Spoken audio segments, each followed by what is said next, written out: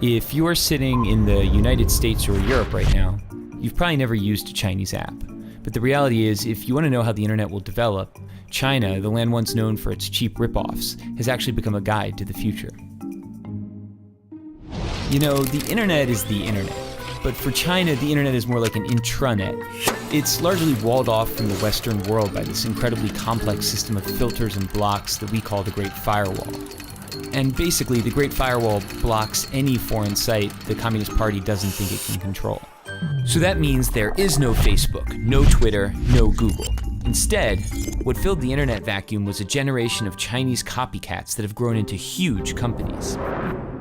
So for Google, you had Baidu. For YouTube, you had Youku. For Twitter, you had Sina Weibo, and the list goes on and on. It's almost as if the Chinese internet is a lagoon as an aside to the greater ocean of the internet. And in that lagoon, there are these swamp monster apps that bear some resemblance to the creatures in the ocean, but are mutated in some ways because they evolved in a different kind of environment. But things have started to shift in the sense that before, no one outside of the lagoon really cared about the swamp monsters. But now all of a sudden, some of the features they've developed are so amazing that Western apps are trying to copy them. And the greatest example of this is WeChat. WeChat is an example of, for lack of a better word, a super app. It's a Swiss Army knife that basically does everything for you. It's your WhatsApp, Facebook, Skype, and Uber. It's your Amazon, Instagram, Venmo, and Tinder. But it's other things we don't even have apps for.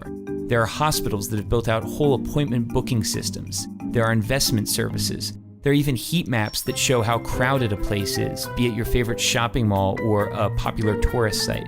The list of services goes on basically forever.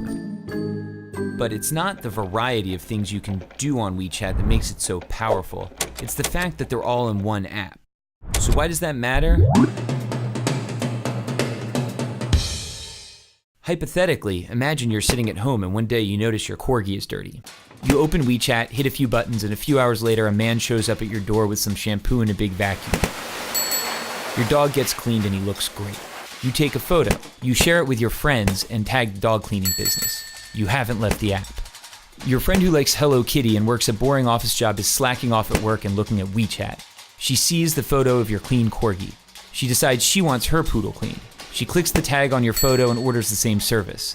Within seconds, the man with the big vacuum is on his way to her house. She pays him, and he's happy because he got paid instantly on WeChat. She starts chatting with you to thank you. Neither of you have left the app.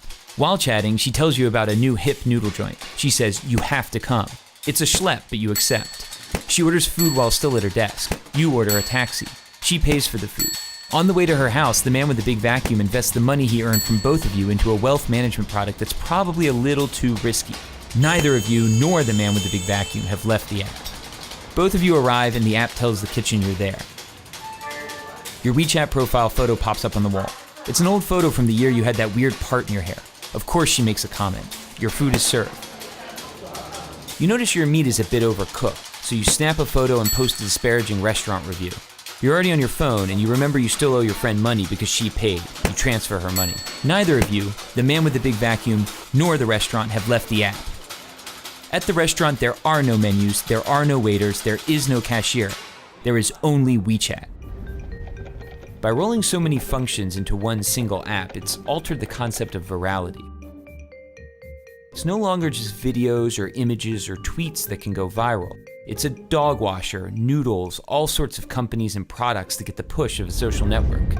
Here in China, that network is 700 million people. Sounds great, right?